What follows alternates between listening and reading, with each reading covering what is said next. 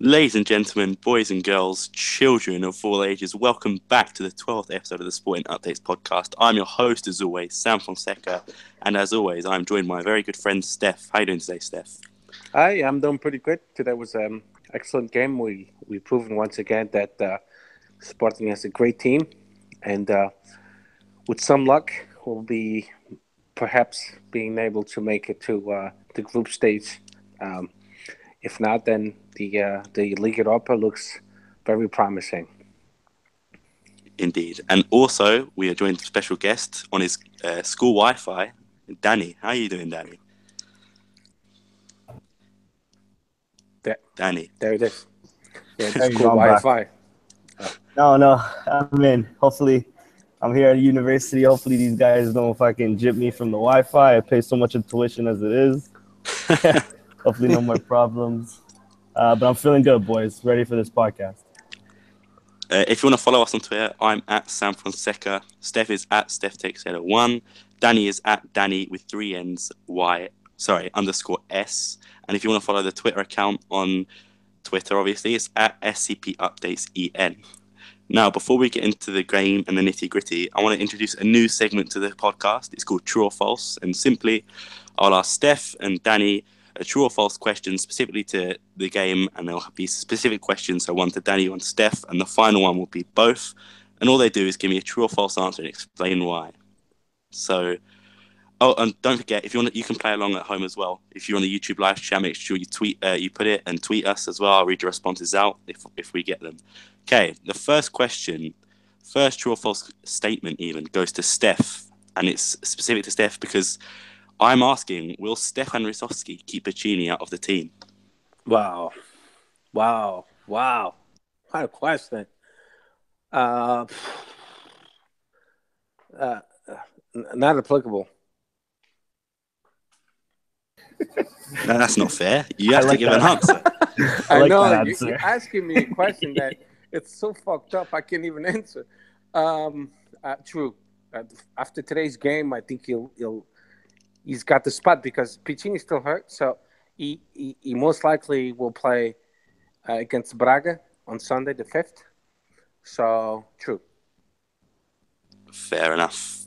Danny, this one is to you, and I believe I got this from your Twitter. You tweeted something about it, and the true or false question to you is, have Sporting fans treated Bruno Cesar unfairly? Sorry, you cut off. Just damn Wi-Fi. Say it again. The true or false question to you is, have Sporting fans treated Bruno Cesar unfairly? Oh, of course, true. And I'm guilty. I'm one of them at times, but Bruno Cesar has been, a very important piece to Jorge Jesus for the last few years of his career, at least in Benfica and now at Sporting. A perfect utility man to come off the bench when we're injured, and today he proved that he's still an important player in this team. And might I add, in the last 2 years in the Champions League, he scored against Dortmund, Real Madrid, and Juventus. So I might get a tattoo of this guy on my back or something. Epa. What are you, crazy, my friend? Take it easy, I come up with that. My dad's going to murder me. Listen, but I'm going to put my 2 cents into it. I'm on the same boat. I've been very negative about Bruno Cesar, and today he played an amazing game. So I think it's just where he plays at. So in certain positions, he will flourish better than others. And today he was amazing.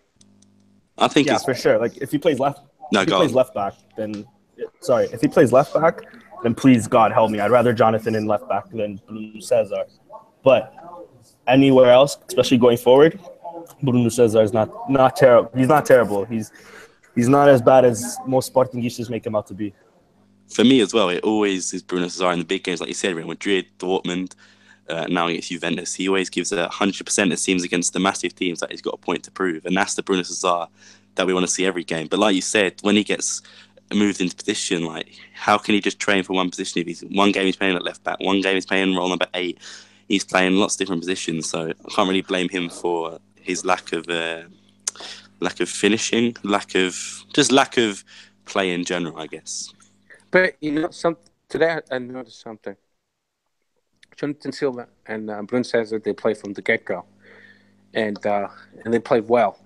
Maybe the kind of those players that coming off the bench, they're not that good, but when they play the whole game, they're pretty good. Maybe that is a good point. Last true or false question is to both of you, but I'll give it to Steph to answer first. And Okay. true, I'm not picking on you, I promise. This true or false statement is: if Mateu and William played in this game, we would have won. Oh, I don't think they would have made any difference actually. Andrea Pinto was very solid. Battaglia was very solid. Bruno Cesar was very solid. I'm talking about the position they could have played Williams and Mathieu. Mathieu as center back, and William could have played number 6 or number 8. So all those three individuals, and I'll say it again, Andre Pinto, Battaglia, and Bruno Fernandes, they played extremely well. So, and Bruno Cesar, I meant to say. So, no, I don't think so. False. Danny, what do you think? Yeah, I don't know. I'd say false. Oh, crap. Am I gone? No, you're still here. Okay, sick. Yeah, I'd say false because if let's say William was in the game, I doubt Bruno Cesar would play, and I mean that's where the goal came from, and he did play pretty well. So yeah, I'll go with false. If they were in, I'm not too sure how the. Fair enough. I would agree. Maybe Mateu would have made a difference just because, no disrespect to Andre Pinto, I thought he had a fantastic game, but it's hard to replace Mateu, arguably our best centre back this season. But like I said, Pinto still played amazingly. Bruno Cesar, Jonathan Silva, them two still played amazingly. So I don't think any of the players who were injured would have made that much of an impact. No disrespect to them as well, because they're all fantastic. They would have made that much of an impact to the game. This is not. That's the end of true or false. But I actually have got a question to ask you both. Sebastian Coates misses the next game due to a suspension. He got a yellow card today. Will the pairing of Tobias and Andre Pinto affect us? Maybe lose. Who do we have next game? Is it Barca or is it Olympiacos? Do you know, Steph? No, you caught me off. You caught me off guard because I'm using my phone today. I'm not using my laptop. I'm fairly sure it goes Barcelona because it was Juventus. I think it's Barcelona next game. So yeah, you're right, because the last game it's against Olympiacos. Yes, you're right. Yeah. So against Barcelona, we play with a defense potentially if they recover in time. So it's Tobias, Andre Pinto, Ristovski, and Jonathan Silva. Do we have any chance of getting any result from Barcelona? Well, not necessarily. Mathieu could come back, so then it would be Mathieu and the Pinto. I know they said 2 weeks, but usually when they say 2 weeks, that's the worst case scenario. Would they? He had a calf injury, which is muscle related. So usually within a week, he'll be fine. He's not going to play against Braga, so then we'll play, I believe, on Wednesday against Barca. So. And it's against Barca. That's his ex-team. So I think Mathieu will be more than motivated to actually work extra hard to come off his injury to play at Catalunya and against Barcelona. So a Camp Nou. So I think our center backs will be actually Mathieu and Andre Pinto. Fair enough. Danny, what do you think?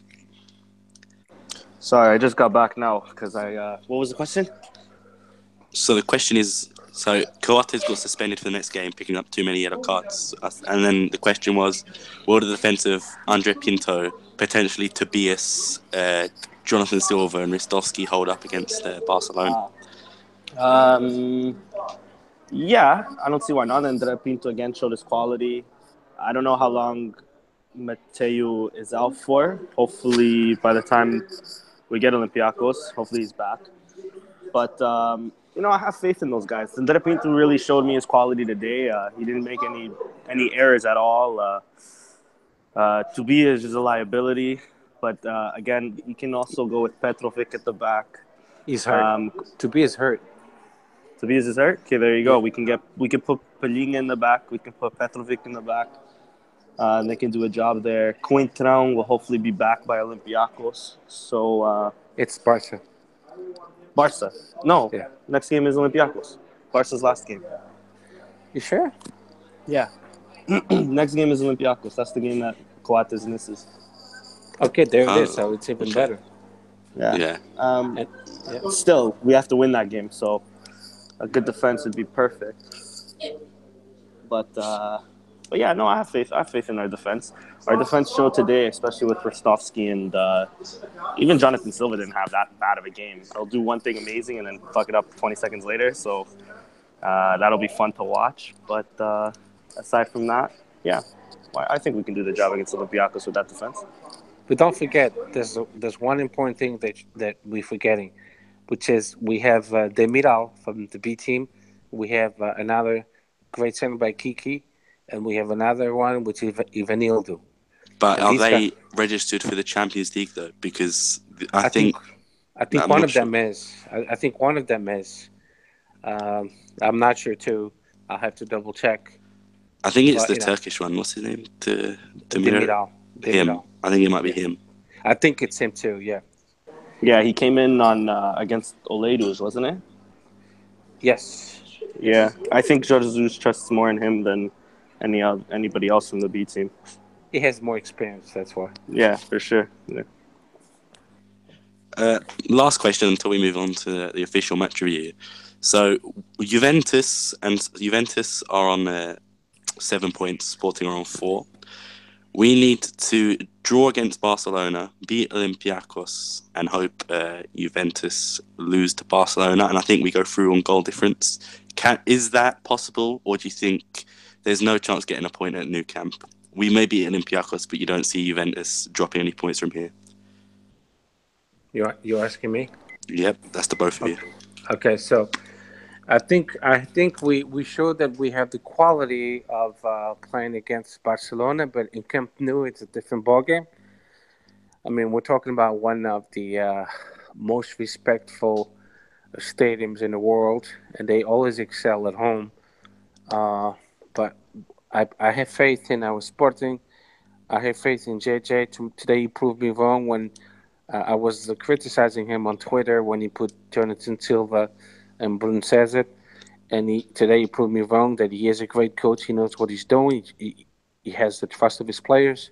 And I think we can pull off at least a tie in Barcelona. And why not a win? With some luck. We luck of it sometimes, like today. But at least today we got the tie. We didn't lose. But I think we can pull off at least a tie in Barca. And we have all the quality and capability of winning at home against Olympiacos. So with some luck, and then Juventus losing against Barca, and if they could tie against Olympiacos, that would be great too. Danny, what do you think? Yeah, I agree. We have the quality in us to get 4 points in the next 2 games. Then it's all dependent on them. I don't know. Something tells me Juve will at least get a draw against Barcelona, and then they'll probably beat Olympiacos. Wait, is that enough for us if they get a draw against Barcelona and they beat Olympiacos? No, it's not. No. Yeah. So, yeah, it'll be very dependent on them. I don't know. Hopefully.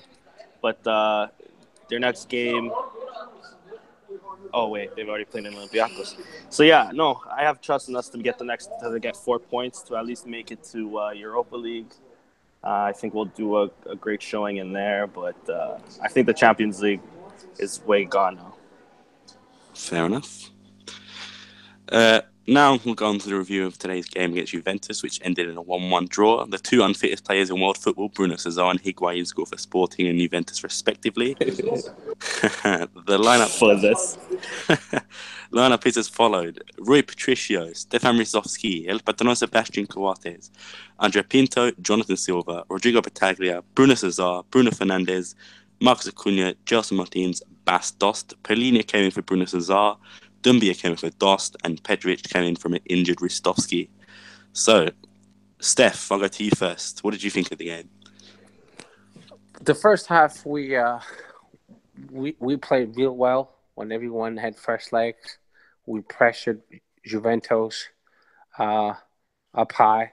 That's where it's supposed to be. If we pressure from the get go from our offensive sector, then we'll win most of the games, and that's what happened. So the first half we played real well.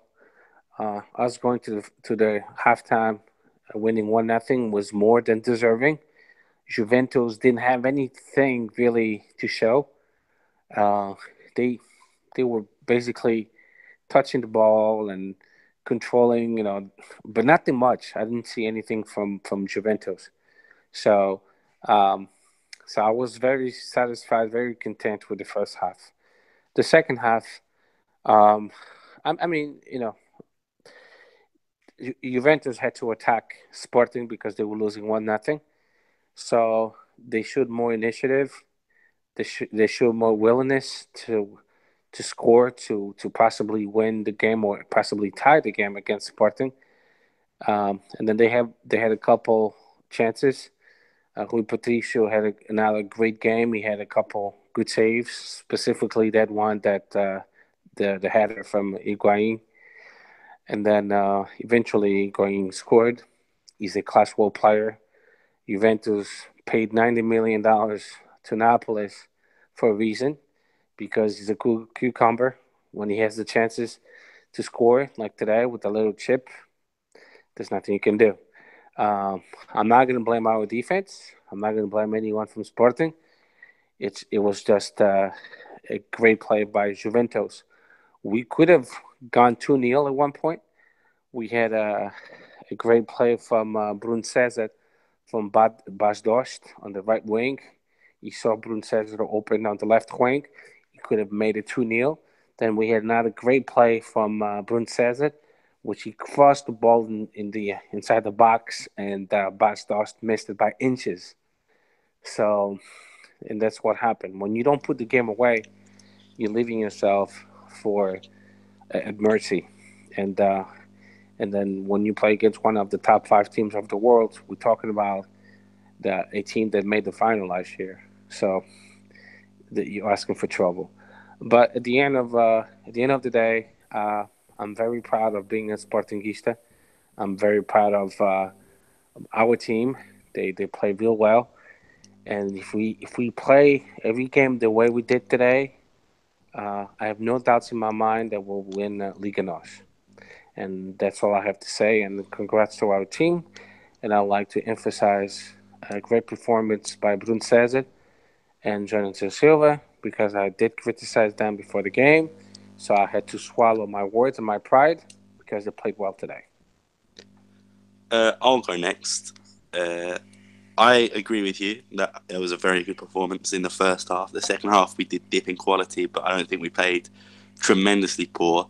I think we like to rely on the defenders a bit too much, which obviously will put a lot of pressure on them, especially when you think about it. Andre Pinto and Stefan Ristovski have only started against in the Taça da Liga, so you don't expect them to go like you said, Higuain's a world class player.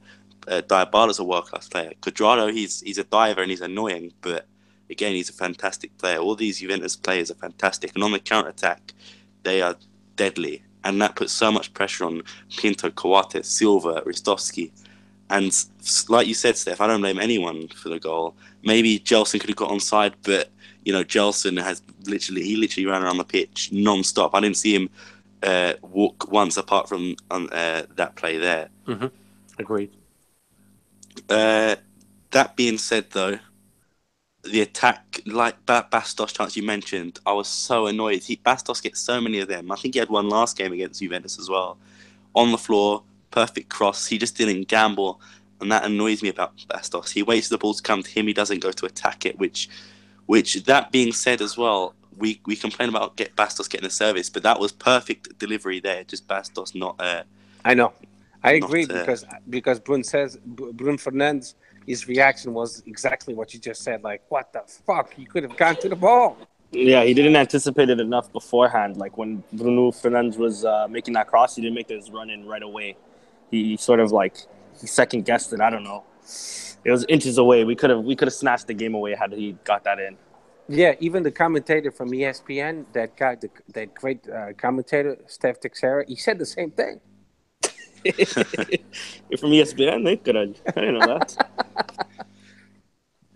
that. The thing is, as well, in terms of attacking, I think we should have. There was an opportunity for us to go 3-0. So the Bastos you talked about, and we scored already. Gelson, I don't know how. He was through on goal. He got caught by Barzagli. Barzagli is 36 years of age. No, I know that's not exactly old, but in football terms, Gelson Martins is so quick that he should not have even been in sight of Barzagli. Gelson slowed down for some reason. Maybe he was looking to get the foul. But I feel like if he carried on that attack, that would have been definitely a 3-0. And there was also that counter attack that Bastos, perfect pass to Bruno Cesar, and Bruno Cesar just smacked it over the bar and wide. So that just there is 3 extra goals on top of the one we already scored. But I'm not a footballer. I'm not in that case. I'm not going to score that. But it is frustrating when you see you have a lot of attacking chances. Because last game against Juventus, we said we need more attacking chances. We don't need to sit back on the defence and wait for them to come to us. We attacked them, and especially in the first half, it worked to perfection. Second half, I don't know. Maybe they just at half time they were just saying, "Oh, you want to protect the lead. You don't want to go further. You just want to relax and hold the 1-0." But that's where Sporting, in any team actually, 1-0 up is the most dangerous scoreline to be when winning, because one goal changes the game. One goal could lead to 2, could lead to 3, etc. Luckily, it only led to 1 today. But like we said, world-class players that Juventus have easily could have been such a turnaround if we didn't attack. Even when he put on Dumbia, I feel like Dumbia literally did nothing. There was No, times when Dumbia was blowing because he was tired. I don't remember him running once. So why was Dumbia so tired when he came onto the pitch? That substitution maybe should have been made a bit earlier as well. Maybe as soon as Bastos got onto his yellow card. But again, I would have put in Podence seriously, because Podence, he has a point to prove. And Doumbia, he seems like every time he comes into the pitch, he seems like he's on vacation, just pacing himself. I hate that. Podence for Dost, you'd bring in. I would, yes, instead of substituting Bastos with Doumbia, I would have put a Podence instead. Fair Yeah, enough. I might have done the same, but last time I was here, I said I'd play Paul Dins as striker, so that's probably my thinking. Though I'm not mad at the Doumbia substitution. I get it. He's powerful and he's pacey. I just think I agree. I think he came too late. We should have put him in when Juventus were already dominating us on possession and really going for it. We should have had Doumbia in there so that our counterattacks would have been a lot faster, as opposed to when we had Dost. Yeah, fair enough. And like I said earlier to Steph before we started, I didn't think one player played poorly. I thought Jonathan Silva, I hated him so much, was great. Bruno Cesar, I hated him so much. He gave 100% in that game. Ristovski, for his Champions League start and debut, that was fantastic of him. Mm-hmm. Pinto played one game, played one Liga. It might have been 2 actually, Liga NOS games, but he was fantastic playing today. A fantastic replacement for Mateu. Coates, as always, is fantastic. And like I said, not one player I thought, wow, they were awful. They were poor. Even the substitutions came on. Polina, obviously, was like I said, I didn't like the defensive substitution, but I feel like he didn't do that poorly. Petrovic as well was a bit of a head scratcher. I know Ristovski's injured, you had to bring him off, but I guess there wasn't many people to bring on for Ristovski, but I was a bit disappointed when I see 6'3" Petrovic warming up when it's 90th minute and we needed a goal. But that being said, I thought we played really well. Like Steph said, I'm always proud to be a Sporting fan, no matter the result, no matter the scoreline. And I think we can be proud of that performance. It's not one to dwell on, not one to just keep thinking about. So, yeah, a great performance. And would I say fair result? I'd say so. We dominated the first half, but then Juventus dominated the second. So when you look at it that way, it was pretty even. So fair result. Yeah. Danny, what do you think of the game? Yeah, I agree with you. It's a fair result at the end of the day. It's the tie that we should have got at their home as well. So I can't complain too much about our performance. Our performance was amazing. You hit the nail on the head when André Pinto and Christovski played out of their shoes, and they barely played this year. So it's good to see that we have options off the bench that we don't have to get worried when players like Mateu and even William get injured, or Piccini get injured. Jonathan Silva, my boy, he's starting to redeem himself a little bit, though he has a little bit of mistakes in him. I don't know, like I can't stop but liking how he'll do one amazing tackle, and then a second later fuck up the pass and give Juventus like the perfect opportunity to tie it up. It's always something with this kid. But he played well today. Can't complain too much about his performance. Can't complain about anybody's performance, really. Yeah, I just kind of wish we went for it more in the second half and didn't really sit back too much. With that Gelson run, I kind of understand it. You're slower when you're on the ball when running, and you do have like that pressure of world class center back and then a world class goalie ahead of you. So I understand the pressure that got to him, but through experience, he'll get better. We still have to remember he's a kid still. He's still 20 or 21 or whatever it is. So, but he's shown much better performance today than he has in recent games. And yeah, it was a good result, a good performance. Sempre orgulhoso de ser Sportingista, and yeah. That being said about Gelson as well, I did say that he was at fault for. I thought he was at fault because he kept all the Juventus players on side for their goal. But that being said, that performance in the first half by Gelson, especially the goal, that was the Gelson we've all wanted to see for such a long time. The one we saw last year, taking on defenders, taking on with confidence, shooting on goal instead of losing the ball, and also a great finish by Bruno Cesar. So, like I said, not one bad player in that game. Although I don't think Rodrigo Battaglia got enough attention this game. He was fantastic. He shut their midfield and their attackers down so many times that it was hard to even see what he was doing because the camera angle was going so fast. He was like, "Oh, you've been counter tackle." Well, they lost the ball because Battaglia's tackled them. And Battaglia is such a fantastic player that I said it time and time and again. I thought he was not sporting quality. He's proven me wrong so many times. Just like in this game, I think we could all say when we saw the team sheet, Jonathan Silva, Bruno Cesar, we're like, come on, George Jesus. What happened to Potenza? He's been playing fantastically. Play Acuna at left back and play someone else at left wing. But they have proven a lot of people wrong, and if they continue to do that, then who's to say that they won't get more opportunities in the future, especially for youngsters.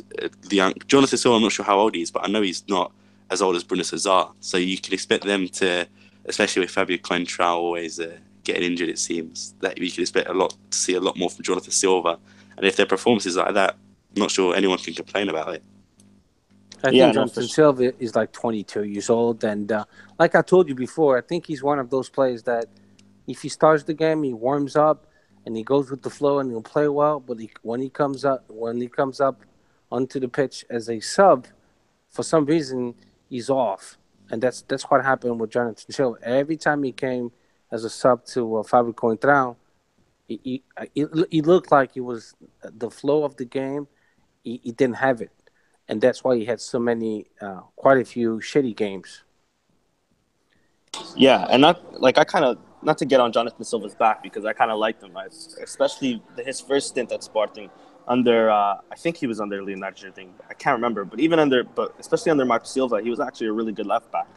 And today he wasn't perfect. He was probably our worst performing player in my opinion, because he did a lot of mistakes. He still has a lot to offer. He still has a lot to improve on, I should say. But he also does have a lot to offer. You also see that he has potential to be a really good left back, probably one of the better left backs in Liga NOS. So yeah, like with Jonathan Silva, I think we have to, as a Sportingistas, we have to be a bit more patient with him, give him a bit more time. He still lost a lot of confidence when Jorge Jesus loaned him back out to Argentina. That was a downgrade, you know what I mean? Like, Europe is where everything's at. So him going to Argentina for the last year and a half or whatever it was, you can see it really affected him because he's not the same Jonathan Silva that we had in years past. And with Rodrigo Battaglia, I think, and I've been saying this for at least a month now, even when Bruno Fernandes was banging in those goals, Battaglia has to be the best buy Sporting did this summer. This guy is incredible. He can play at number 6, at number 8. He can man mark. He's had Messi and Dybala in his back pocket in the last 3 games in the Champions League. It's incredible. Not many players can say they did that, and he's one of them. So Yeah, I love Battaglia right now. Battaglia reminds me of Matic when he used to play for Benfica, and Fernando when he used to play for Porto. He's like, I don't know what he does, but he can stretch. He's like from the Fantastic Four, the guy that used to stretch. That's him. And then he's just an amazing player, and he's impressive, and I'm in love with him. And to be honest, he's brought the best out of William too. Like, William's always been known as this, center defensive mid that's a playmaker that can really push play forward and all that. But he's really shown that since playing with Battaglia, because he has not much to worry of. He doesn't have to worry about too much, at least, of the defensive aspects, because he knows Battaglia has his back. He knows Battaglia will get there. And let's not forget, Battaglia played right back a few games back when Piccini got injured. I think what it was just too late, the substitution. But I think what Jorge Jesus was going for was Battaglia playing right back with Ristovski off, and then Pelinha and Petrovic holding down the midfield. I couldn't see enough. I couldn't see enough of the game, because literally he got subbed in, and then boom, like 2 minutes later, the game was finished. So yeah, he could play all over, and he's still a good playmaker. Last game, he provided the assist to Bastos, if I'm not mistaken. So yes. I love Battaglia right now. He's Battaglia is I agree with you. Battaglia is the crazy glue. Together with Williams, they have a great chemistry, and without even Williams, today you had Bruno Fernandes, you had Bruno Cesar, and they still clicked. Exactly, he's still bossed that midfield. Shit, man. I mean, that guy is he should be called to the international team of Argentina, national team of Argentina, because they need that. I think the national team of Argentina, they need to wake up and smell the coffee. They need somebody humble like he is, because all they have is superstars, and sometimes they don't give it all. They are more concerned about getting paid from their private clubs, and it happens a lot with a team full of superstars. Even with the United States national team of basketball, they didn't want to play in the Olympics because they were afraid to get hurt. Just a comparison. But Battaglia is amazing. We got lucky. It was a good move by the scouting department and Jorge Jesus, and we're lucky to have him. Yep, I agree with what both you said. We'll move on to the player ratings. If you are new to this, we literally rate the players out of 10 who played, starting with the goalkeeper, Rui Patricio, and I'll start this one off. I'll give Patricio, I'll give him a 9. I feel like he played really well. Crucial saves, especially that one Higuain had on goal. Literally, great play from Juventus. I think it was Mandzukic headed it across to Higuain. Higuain had an open net. We thought he had an open net, headed it. Rui Patricio came out of nowhere with a fantastic save. He's literally like Superman to me. He's sporting Superman. Such a fantastic player. I know I say it a lot, but he's one of the players as well, especially after the Euro 2016. You think, how has a club not like Barcelona, a team like even PSG, who struggled with goalkeepers over the last few years, how have they not come and tried to... Because Rui Patricio, as much as we say he's a sporting man through and through, he's got a release clause, and if a team pays it, he's pretty much gone.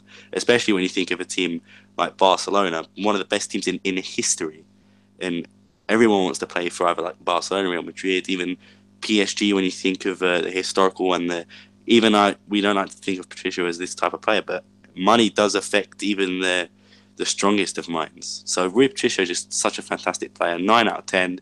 He has been such a great player for this season. 9 out of 10. Who wants to take next on Patricio? This is the same thing. He's been amazing. Great leader. You can tell his demeanor. He's full of confidence. He's got much better in everything, in all areas of being a goalie. He's ready for anything and everything, any game, any any team in the whole world. And the Sporting is very lucky to have him. And our national team, with the World Cup coming up in June 2018, will just benefit from it. Because this guy is full of confidence. And the fans have noticed. Our rivals have noticed it.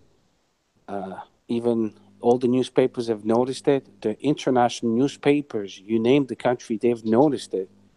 So he's he's a legend. At the end of the season, if he plays every game, he'll surpass Vitor Damas, which is our is another legend of Sporting, and he'll be the players with the most game played at Sporting Club Portugal, and that means a lot. It means that he made Sporting his career, he made Sporting his club. He never pressured Sporting to leave to another club to make more money. He stayed. I mean, he's making good money, but he could have been making much more if he wanted to. So I have a lot of respect for Rui Patricio. He's one of my favorite player, if not the one, and I have a tremendous admiration for him. So he gets a 10 today. Fair enough. Danny, what would you give Patricio out of 10? Yeah, I agree. He gets a 10. He was flawless. That one goal wasn't necessarily his fault. He came off his line. He could have. He had no chance of doing any better than getting chipped. Higuain also world class striker. So yeah, not many, if any, goalie in the world would ever save that. So aside from that, perfect game. He's been Sporting's most important player for the last, I don't know how many seasons. He was Portugal's most important player, in my opinion, in the Euros that we won. Yeah, I love the guy. He is Sporting through and through. And even this week, he came out with quotes saying how he loves this club and he's happy where he's at. And yeah, like he can go down as I'm saying Steven Gerrard, but I'm hoping. The only thing he'll up Steven Gerrard is he'll actually win the league, which hopefully will be this year. But anyways, I digress. Yeah, I love Rui Patricio. Always have, always will. And yeah, he was flawless today. Steph has to go somewhere quickly to take a phone call, so Steph won't be talking for a while. So it'll just be me and you, Danny, for a bit, and I'll give you the next player, which is Stefan Rostovski. What would you rate him out of 10 today? Yeah, Stefan Rostovski, he gets a 9. And but by the way, I hope Steph isn't on the phone with any Benfica calling him up. Who's he on the phone with? I think it's his wife, because he's in the Navy at the moment. So There's bruxas, calhar. No, I'm kidding. Anyways, yeah, Stefan Rostovski, another class player. Listen, I'm a big Pacini fan, and I still am, but this Stefan Rostovski guy, he is something else. I am slowly falling in love with this guy. This guy's incredible. Great game today.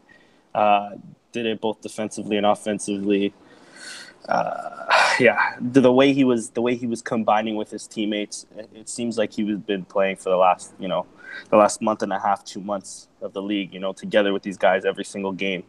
To think that that's our backup right back and he plays this good, it's just good signs for Sporting. It's a good problem for Sorcerer to have when deciding the team selection. So yeah, no, this guy gets what did I say, an 8? Yeah. This guy gets an 8. He was perfect. I'm going to give him an 8 as well. I feel like, again, this was his first Champions League start for Sporting, and it was against a team like Juventus. So the amount of pressure that must have been on his shoulders, I can barely imagine. But it didn't show whatsoever. I didn't see him misplace one pass. Didn't see him lose possession once. He was fantastic. And like you said, what a good problem for George Jesus to have. Do I pick Piccini, who has been fantastic over the last few games, or do I pick Rostovski, who's also every time he's played has been fantastic? So it's not like he's struggled for choice in the right back position. So Rostovski gets an 8 from me as well. Mm-hmm. Next player, I'll start this one off. The patron, Sebastian Coates. I'll give him an 8 as well. Solid as always. I don't think from when I've started doing the podcast I've given him below an 8, but he's just been fantastically not misplaced a pass.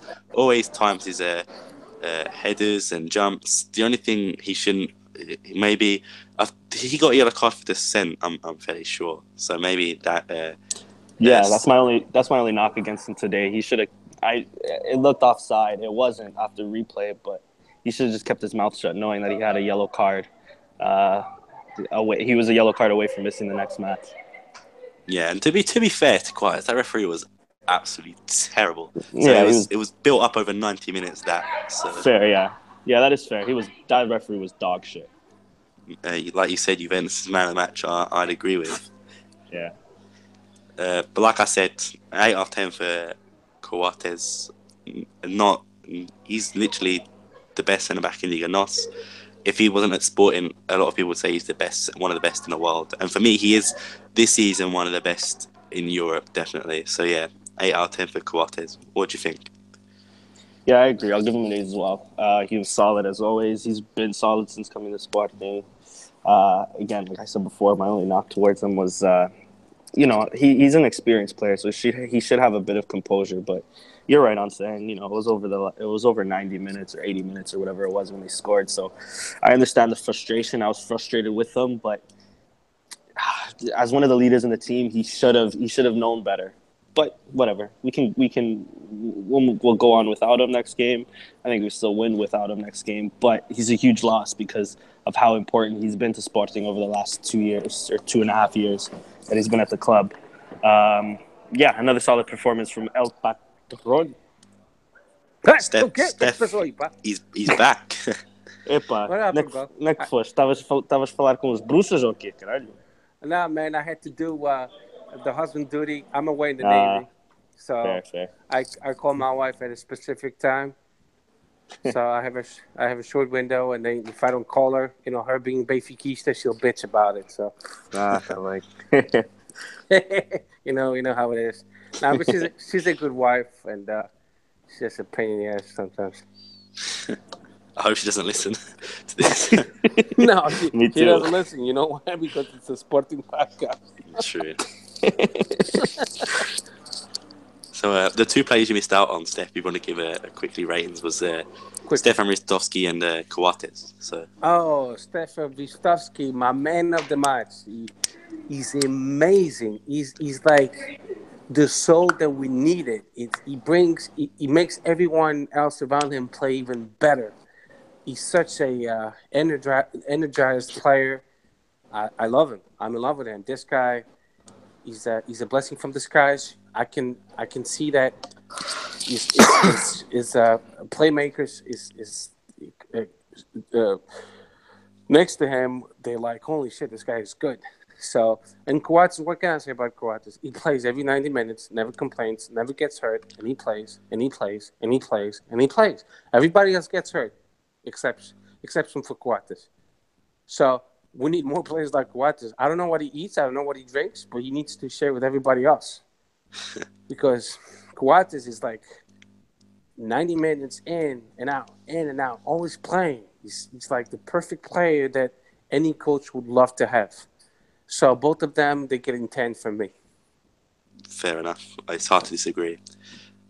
Next player is Andre Pinto, and I'll start this one off. And I'll give him an 8, same as Coates, which I gave Coates, by the way, Steph. An 8 out of 10. I feel like he was solid. Great replacement for Mateu.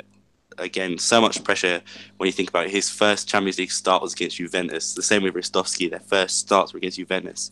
The pressure on their shoulders must be unimaginable. And like I said, I can't even imagine what they were going through. And none of them showed any signs of pressure. Every pass from them two was fantastic. Every pass from Pinto was fantastic. Every tackle was on time.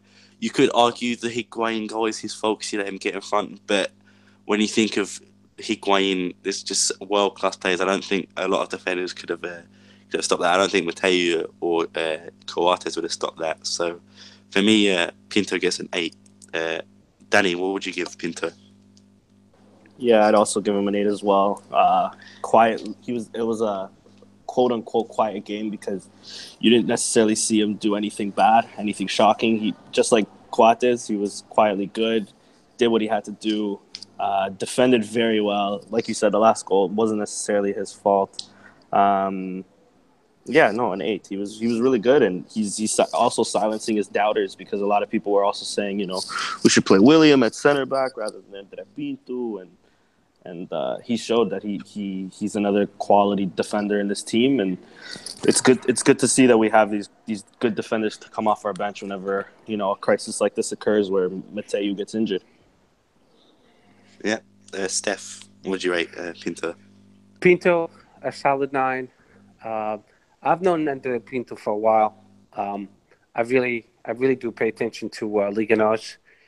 Maybe and I don't want to give kudos to myself, maybe a little bit more than you guys, but Braga being one of the top 4 teams of Portugal, they always disputing the 3rd, 4th place.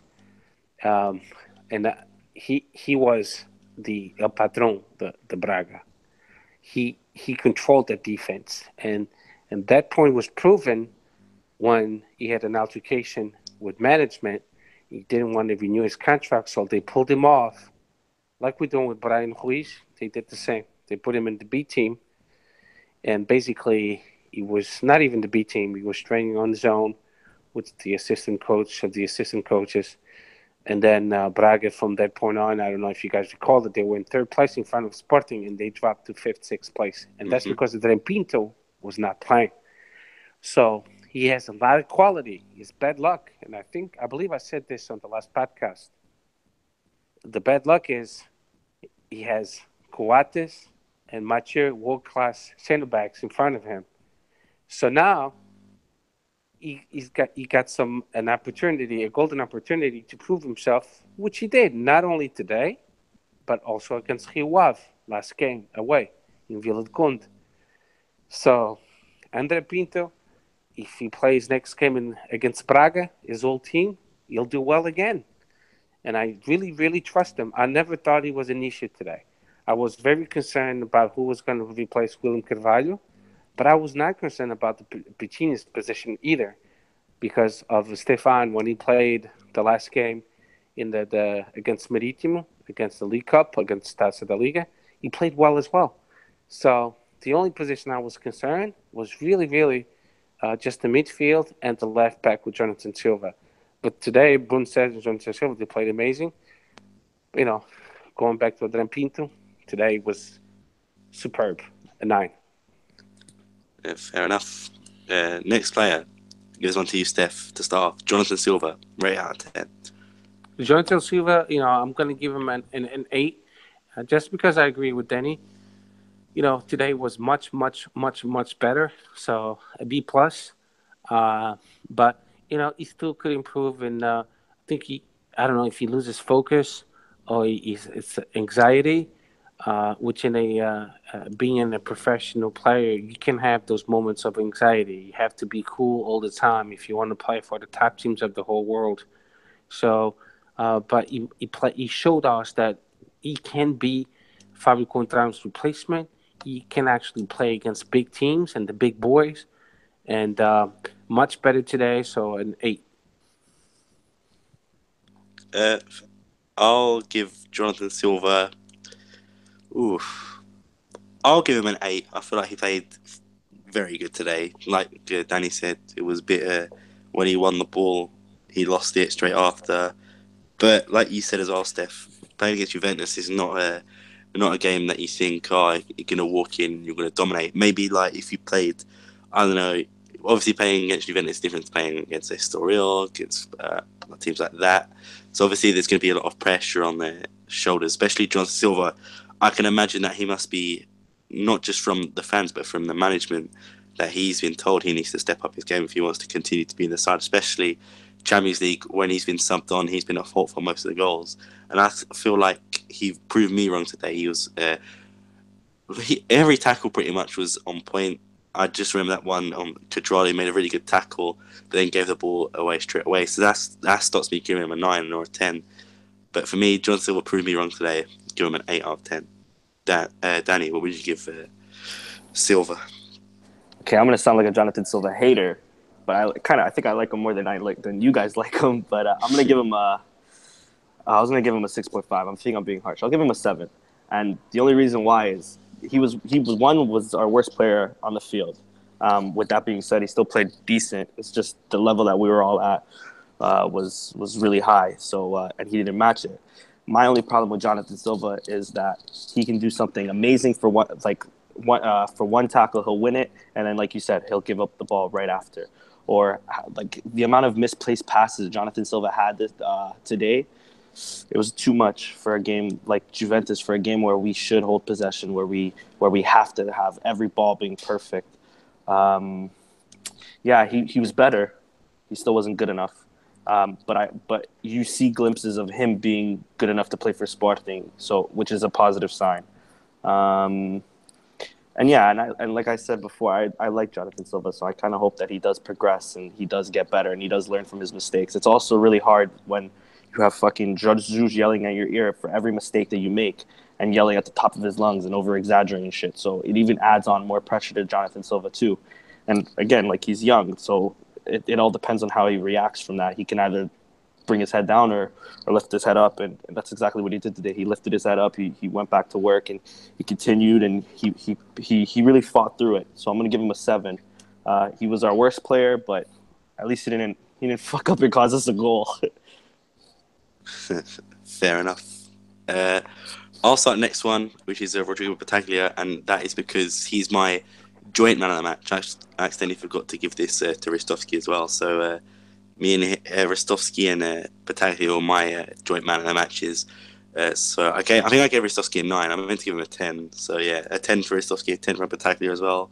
Battaglia, like I said earlier on, so underrated, making every tackle, making every pass without fail. He was one of the reasons why, in the first half especially, where we kept getting on the attack, he was making the important tackles to dispossess Dybala and players like Khedira, Cuadrado as well at some points. And like Danny said, he's had Messi and Dybala. Messi is arguably one of the best. No, one is the best player in the world to some people.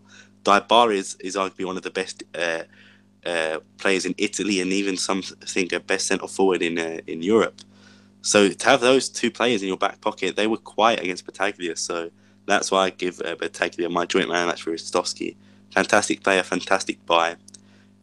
10 out of 10. Steph, what would you give Battaglia out of 10? Battaglia, I'm not even going to rate him. There's no scale for him. He's been just a breath of fresh air. Someone that we needed, and he's just amazing game after game after game. It doesn't matter if it's Liga NOS, Champions League, the League Cup. This guy, he just performs well every single game. He's one of those players that he doesn't pick and choose if he wants to play well, in a specific game. He just plays well all the time. He's like Coates. They're very consistent, and they play well all the time. They don't know how to play bad. And, Braga selling him to us by, I think it was 8 million or whatever it was. It was a total bargain, because if we do sell him this summertime, it's going to be over 20 millions. This guy is he's being noticed at the Champions League level. Many big teams have noticed him. They want to buy him in January. Sporting, of course, is fighting not to sell anybody, like they should, because we're one of the contenders for Liga NOS. But today, again, he was just amazing. And like I said before, I love this guy. I hope he stays with us, for a couple of years before we sell him, because eventually he will be sold for a lot of money. And he's just an amazing, amazing, amazing player. Haven't seen too many players with that quality in the midfield. Like I said, like Matic from Benfica and Fernando from Porto, and that's it. So I'm going to give him a 10 as well. Fair enough. Danny, what would you rate the Batman, Battaglia? Yeah, I'd give Bata a 9. I think he's my man of the match. He was solid defensively. He was solid all around.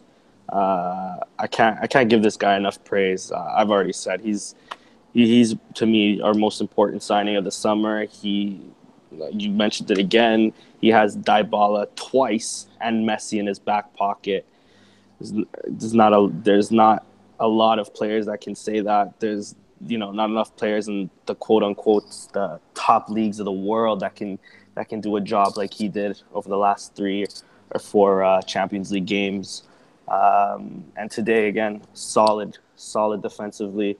I think if it wasn't for Bataglia, today we could have suffered 3 or 4 because Juventus they were, I don't want to say they were bad, but we really quiet them down. They didn't have much going forward because of us and mainly Bataglia stopping their best cog, their best player, you know yeah. Anyways, I've said enough about this guy already in this podcast. Bataglia to me is the man of the match, tied with Rui Patricio, and he gets a 9 to me. And we're blessed to have him. He's another top midfielder in this team. Yep. Next player, Danny. I'll give this one to you to start off. Bruno Cesar. What would you rate him out of 10 today? My boy Bruno. I've been telling everybody to chill out on Bruno, chill out on the hate. He's not as bad as people make him out to be. I'll give him an 8 today. He was solid, especially in the first half. He was great. You can see towards like the 60th, 70th minute. Did he make the 70th? Whatever. But like you can see in the second half, he was completamente rebentado. He gave his all today. He got us the goal again. He seems to always pick up goals against the bigger teams in Champions League. He's our secret weapon. He could have had 2 or 3 today too. Both of those shots missing the target. There was one that really should have hit target. I think it was on the second half when Bastos. Am I dreaming it? When Bastos seen Bruno Cesar and passed it to him and he shot it and it just went wide. Yeah. He played really well today. I hope he can continue this form. We might need him against Braga, a tough team coming up next. So, not to start. I don't think he should start, but definitely come off the bench. And he really shut me up today. I wanted Portuguese to play over Bruno Cesar. I seen Bruno Cesar in the 11, and I'm like, why is Jorge Jesus always fucking confining in this guy? And he showed today why. He played a fucking phenomenal game. Fair enough. Steph, what would you give Bruno Cesar out of 10? Bruno Cesar, I'm going to give him a 9. He reminds me, I don't know if you guys remember him. Remember Costa? Argentina? Yeah. Yeah, he was a striker. Another good player with a strong shot as well. I don't know if it was a left-footed shot either, but yeah, I see the comparison too. Short guy, and then he was one of those players that either you loved him or you hated him, because sometimes he scored some amazing goals, sometimes he missed some easy goals, and he actually was champion for Sporting. I believe that was the 2001-2002 season. But many Sportingistas didn't really like him because he was not a big name, and that's what's going on with Bruno Cesar. He's not a big name. He's not adored by the Sporting fans, so he's an easy target. But today he's proven that he is indeed a great player, and I've criticized him as well, and maybe. It's a little bit of JJ's fault by putting him, like Sam said, in so many different positions. And, you could be, like they say in the Portuguese gíria, polyvalent, but at one point it's going to get you because, you play in so many positions, it's hard to adapt. But today, amazing. He gets a 9, and he's not getting a 10 because he didn't play the full 90 minutes. But like you said, Danny, he was exhausted. He gave it all. His T-shirt was totally soaking wet. So, hands down to Bruno Cesar, and I hope he can pull off some more performances like this in the near future because we're going to need him. I'll give him a 9 as well. I said it last podcast about Fabio Cantrell, that if you give your 100% and you run and you don't stop running, that you'll always be in... I think in every Sporting fans good books, but especially with what's happened with Bruno Cesar lately, he's gotten a lot of stick from. I'd say the majority of it is from me. I've hated on him so much, but I will give credit where credit is due. And today he played fantastically, scored a goal against one of the best teams in the world. He's done it, like Danny said, against Real Madrid. He's done it against Dortmund and now against Juventus. He is the ultimate big game goal scorer. So. For me, Bruno Cesar gets a 9. On to another Bruno Fernandes. Steph, what would you give Bruno Fernandes out of 10? Bruno Fernandes is another player that I'm going to give him an 8. Um, he was like a working bee, um, very very active. He did go unnoticed. We didn't see like a huge impact from him. I know a lot of us were expecting those amazing goals, but guys, it's not going to happen. It might happen once or twice again, but not on a consistent basis. I think we were too spoiled because he had like 4 games in a row scoring amazing goals. He tried it today again, and he almost got it on the top left, right corner of Buffon. That was a beautiful shot. Um, but he gets us, at 8. He was the brain of the midfield. He simplified things. He played in first touch mode. He didn't complicate things. But I feel like he could have done a little bit more. That's why I'm giving him an 8, because I know he has more skills than that. He can do more, so that's why he gets an 8 today. Fair enough. I'll go next. I feel it's a bit harsh to say that I thought he was. No one, like I said, no one played bad, but I think Bruno Fernandes could have played a bit better. But that being said, there were some chances where I don't think it was his fault. Like we said before, the was it Bruno Fernandes who crossed it into Dost and he missed the tap in? It was Bruno. Yeah, it was. Yeah.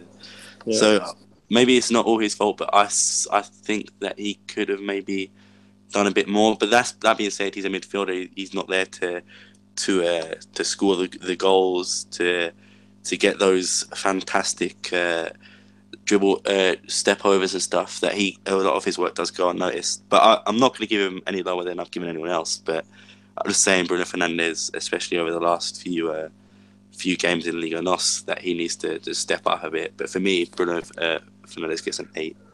Danny, what would you give Bruno Fernandes? Yeah, I agree. I'll give him an 8. Yeah, he didn't play bad today. He could have gave a bit more, but I think the narrative might have been different had Bas Dost got in the end of that cross. We could have been saying how Bruno Fernandes is a great talent and blah blah blah, right? But that's football, that's soccer.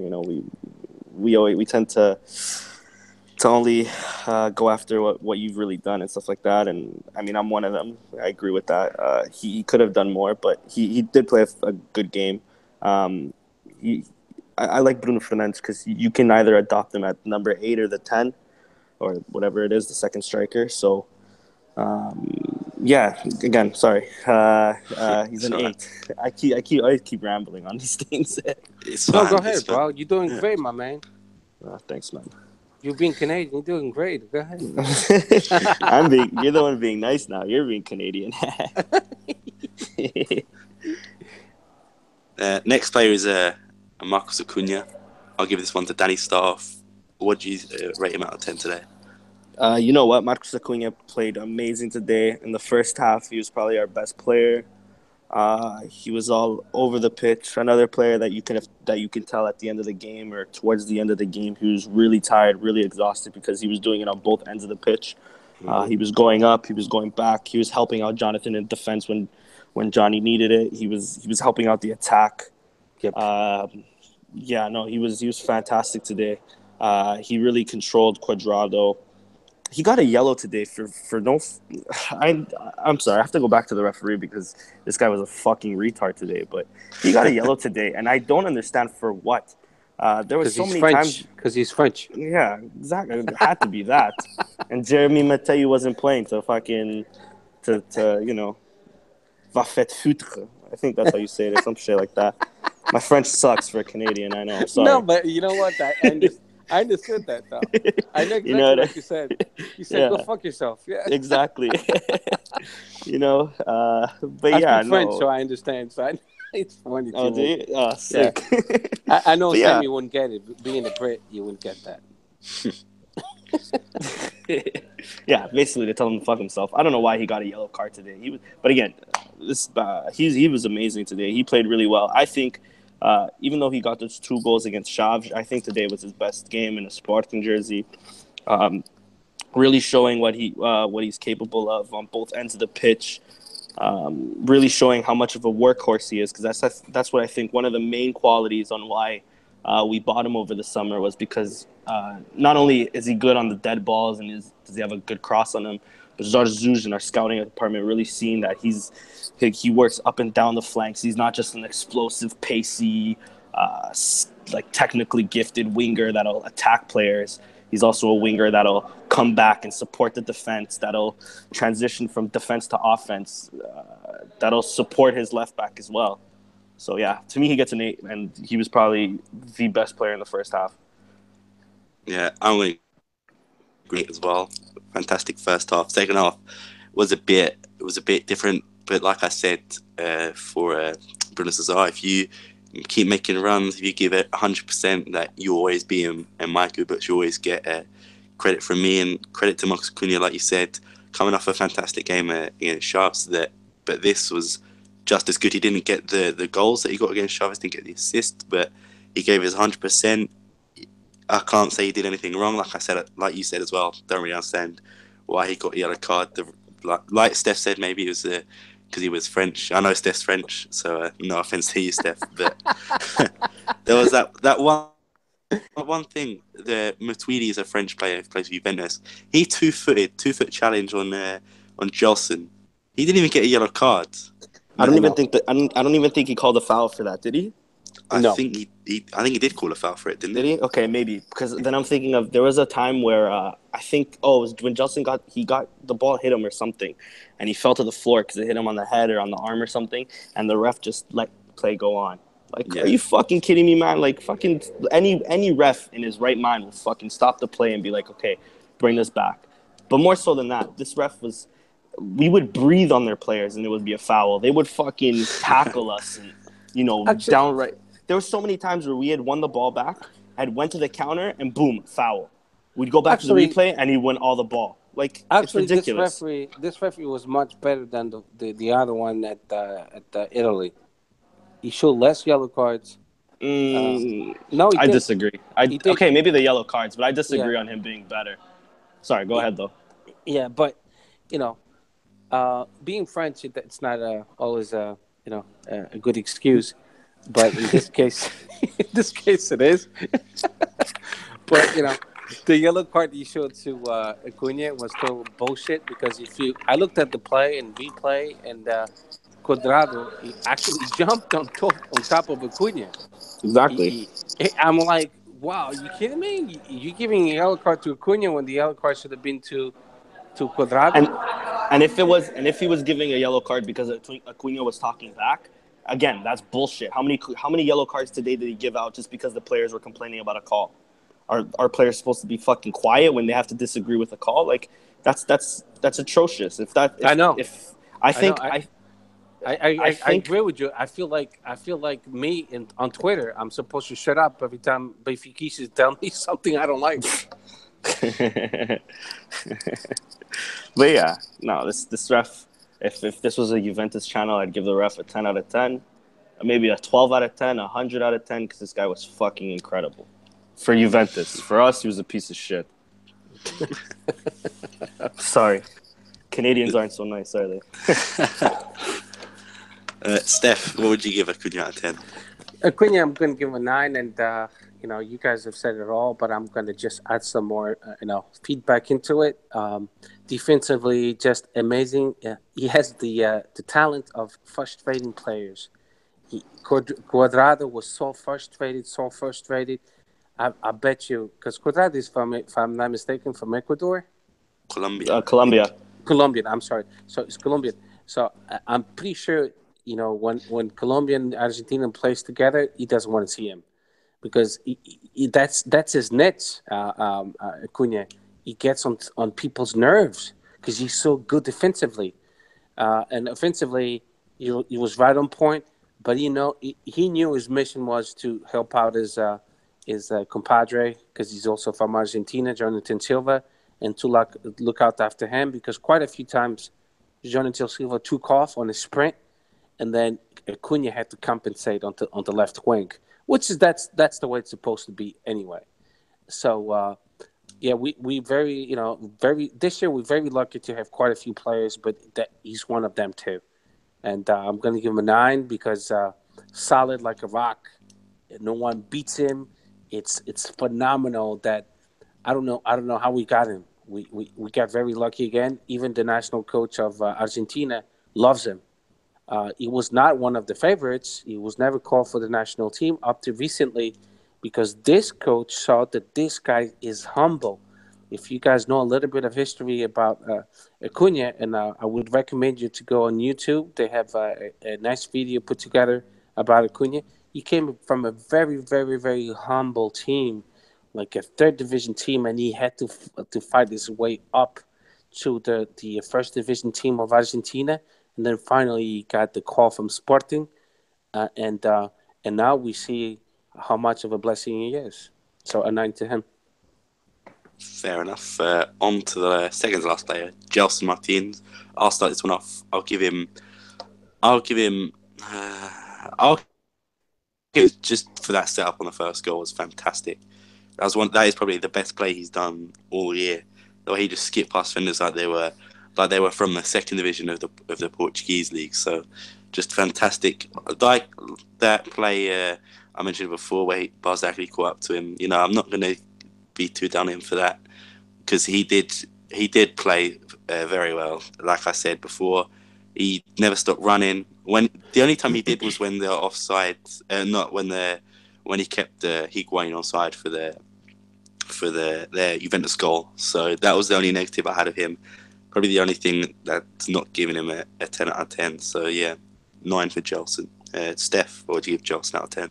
I'm going to give him a 9 as well. I know that my man is he's young and talented and skillful, and like you said, he never stopped running. I'm pretty sure he was the one of the players with the most kilometers run that did, and he was just impeccable offensively, defensively. These games, everyone plays more defensively, so he did great compensating for Stefan, and he was actually the player we've seen play in the past, and we want to see again, game after game after game.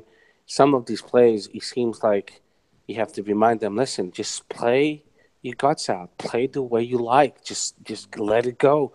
Don't be concerned if this is Juventus or Barcelona, or if it's Benfica or Porto. Just play what you know, and then let it go, let your magic flow, and then we'll see him again.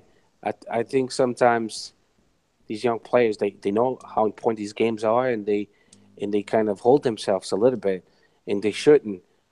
I want to see more from Justin Martins, like the way he used to play when he came from the junior team into the A team as quite list. So that's how I want to see him play. We have another great player. I'm going a little bit off topic, but really fast. Rafael Young, he's another amazing player, striker. He's a young kid, playing for the junior team and B team at times. So I'm foreseeing great things from that kid. But Justin Martins, if he plays like he used to, let it go, plays magic, let it flow, then we're going to have a very successful season in the Liga NOS. Danny, what would you rate Gelson out of 10? Yeah, I'll give him an 8.5 just so Batag, 8.5. just because Bataglia. There's no way. No, There's no 8.5. Listen, there is an 8.5 here. What the hell is this? In Canada, you make up your own rules, bro. I don't give a shit. Anyway, I'm just giving him an 8.5 because he was at fault at the goal. Though I don't want to criticize him a lot, like Sam said, that he could have done better on the breakaway, I feel, and mainly because I want Rui Patricio and Bataglia to share the 9s. I don't give 9s out to nobody. This isn't charity, okay? You Canadians are tough, man. We're tough, bro. We play hockey, man. We don't know none of this shit. I'm kidding.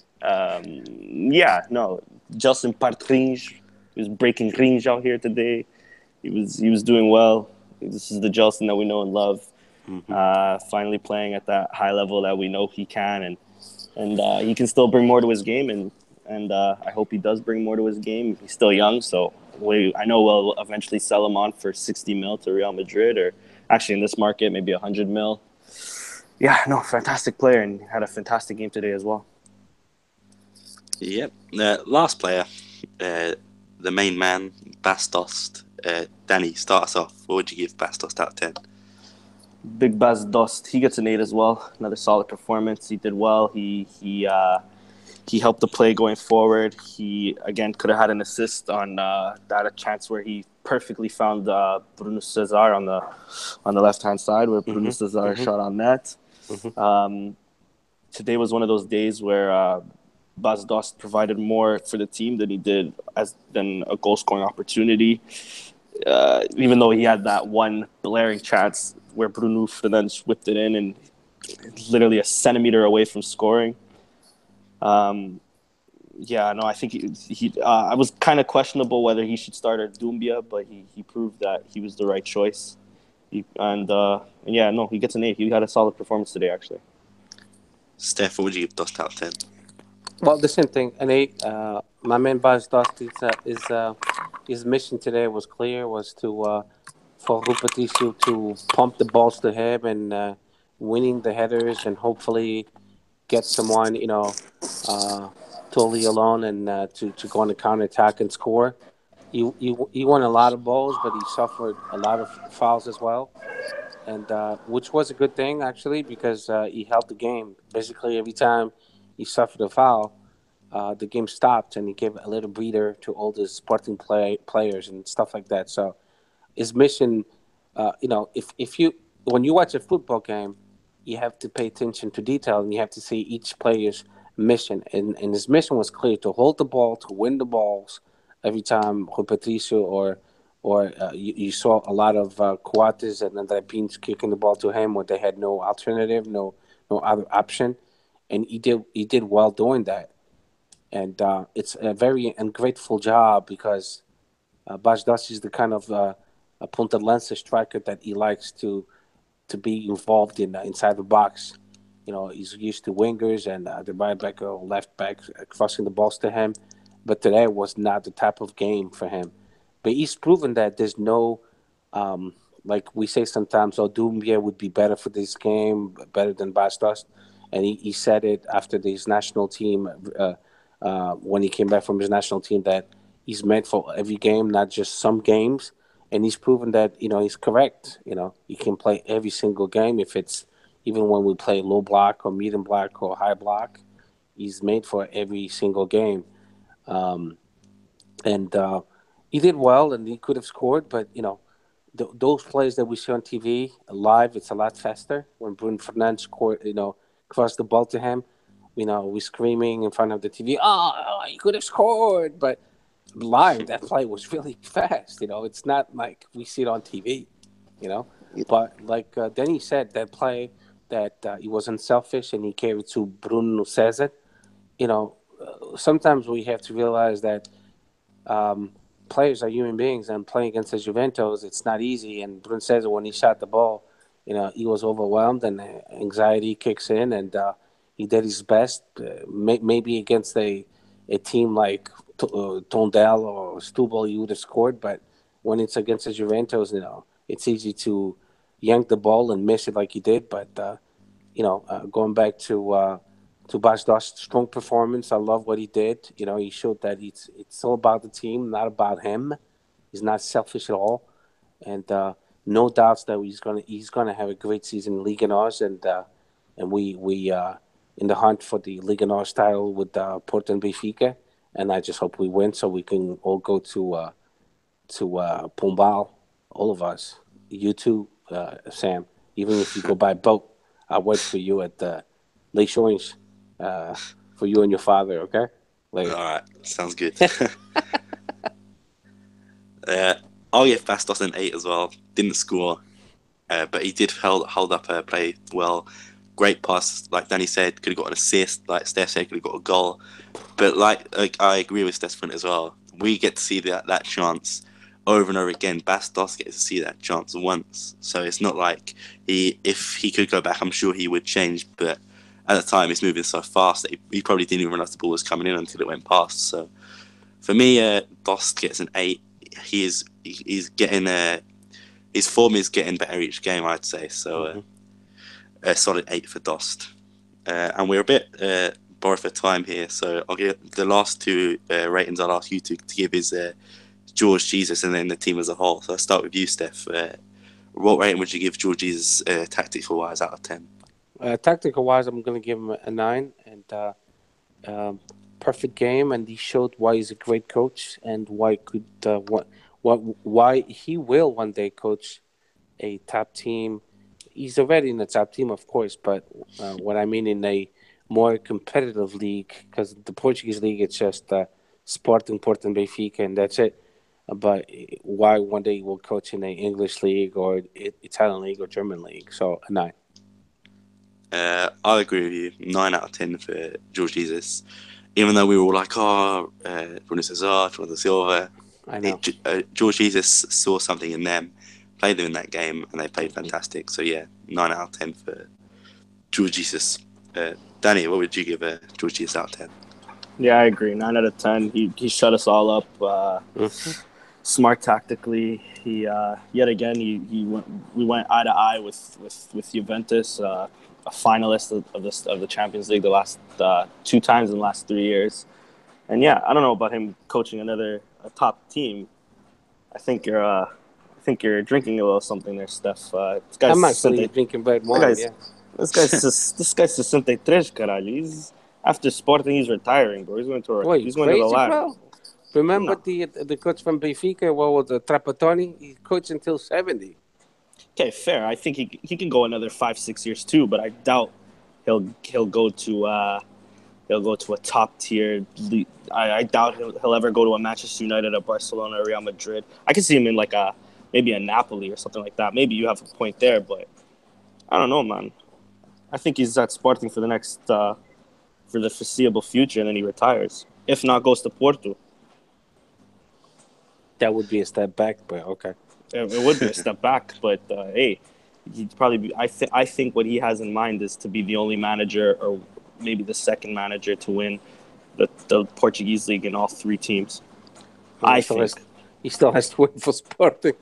So. Yeah, it's coming. It's incoming. But like I said, I see him in Sporting for the next 4 or 5 years.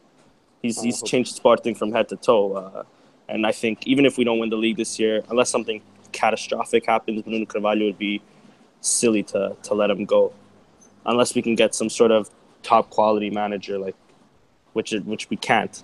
We can. We can, but we'd be taking a gamble. We'd have to get somebody young, somebody up and coming. We can't go and grab, a Pep Guardiola or a Jose Mourinho, obviously. We can't grab anybody already in a top tier league. We'd have to take a chance on a young up and coming manager, like we did with Marco Silva. In this case, we have Jorge Jesus, who's transformed the Sporting team, where before we'd probably be, with Marco Silva, we were counterattacking against Schalke. You know what I mean? And that was the quality where we were at. Now we're going frente a frente, olho a olho with Juventus, Barcelona, and so I hope Jorge Jesus finishes his career here in Sporting. But with that being said, he has the quality to go on and manage a big team. I agree with you there, but he won't. I highly doubt he will, especially because of his age. Well, we shall see, my friend. If you want to, we can make a bet. We'll lay down. Lay down? Okay, sounds good. Okay. That's a bet. So if I win, you come to Delaware. If I lose, I have to go to Canada. No problem. Hey, and come during the summer. In the winter, it's too much snow. I don't want you. I'll bring my shovel. Okay, never mind then. My snow blower. Okay, Sammy, go ahead. Cool. The last rating, as quick as possible, if possible, is just the team. I'll be quick. The team rating. So for me, I'll just go 9 out of 10. A solid performance today. Who wants to take it? I'll take it.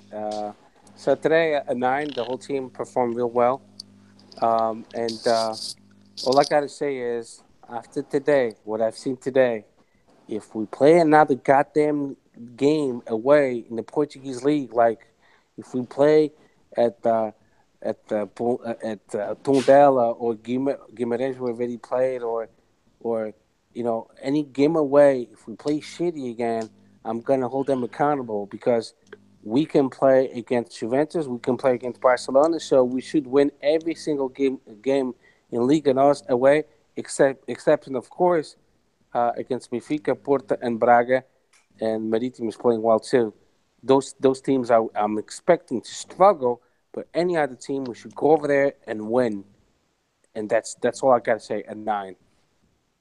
Danny, what do you think? Yeah, I agree. A 9. We played solid today. Almost got the win, but at least we got a point this time. Slowly but surely, we'll get that win against the big team. Yep. So that brings us to the end of the match ratings. Before we get into the Sporting Universe roundup, I just have to say this is the 2-month anniversary we started the podcast, me and Steph. Just want to say thank you to all the guests we've had on, all the people who've watched, all the people who have liked, all the people who've given us feedback. We really do appreciate it. It means a lot to us, and we do this because we enjoy it. So thank you very much. So Steph, have you got us the Sporting Universe? Okay, I guess you didn't see my tweet, but I'll wing it, which is fine. So the B team, we tied 1-1 at home. So it was not a bad score at all, but we could have won the game, but we tied 1-1. Then the junior team, they won 4-2. The Joaquim Patins, we won away 4-1. The ladies went to Boa Vista and they won 4-0. So they're still in first place. And in second place, it's our rival, which is Braga, by 3 points. So again, we performing real well with the ladies. They are amazing. I just hope, and I told this on the Tiki Taka podcast, that Benfica and Porto come up with the ladies team as well, so it can be even more competitive. That's very needed, even for the national team. And in volleyball, we lost at home against Sporting Espinho 3-0, which is most people would say, "Ooh, what happened?" Sporting Espinho is one of the contenders. They won the Super Cup of Portugal against Benfica. They're a really good team, so it's not an embarrassment to Sporting whatsoever. They just played better. I watched the game on Sporting TV, and it was actually a pretty interesting game. And Iniciados, they won as well, and Juventus, they won as well. So all the youth teams, they're playing really well, and Sporting is in the verge of they're competing for all the titles as far as besides football. All the other sports, they compete for all the titles, meaning handball, volleyball, hockey and patins, atletismo. They're competing for everything. Whoever knows me, they know that I follow every sport of Sporting. That's why Sporting is called Sporting Club Portugal. They have 54 modalidades. And futsal went first place though. If people don't want to respect that, fine. That's your prerogative. But then when your team wins, don't celebrate that. Don't be a hypocrite. And that's for all the Benfiquistas and Portistas that like to put down our club. But they forget that they also have basketball, handball, and that stuff. And when their club win, they like to celebrate. So don't be a hypocrite next time, okay? That's it. You tell him. You tell him. That's all we have time for today. Thank you, Danny, for joining us. You were very good today. You didn't ramble as much as you think you did. Honestly, No problem. You were great. Can I do something just before we finish real quick, if you don't mind? The what? The national anthem of Canada? No. Oh, I wouldn't do something so beautiful on this podcast. Don't worry, guys. Can I just wish happy birthday to my brother David, that's turning 27 tomorrow. Another gran sportinguista, big fan of this podcast. Love him to death. One of the main reasons why I'm a sportinguista. So hopefully I'll make him listen to this tomorrow. Happy birthday, David. Love you. From your little bro. Viva Sporting, caralho. Okay, that's so it. David, Thank you. David, when you listen to this podcast, I want you to be on the next show with us, with your brother. Eesh. I'll see if he can do it. He's been a little busy with work, but I'll see. I'll convince him. We're flexible. We'll work out a day for him. Sounds good. Yeah, happy birthday to him. And thank you all for tuning in. See you next time. Peace. Viva Sporting. Peace.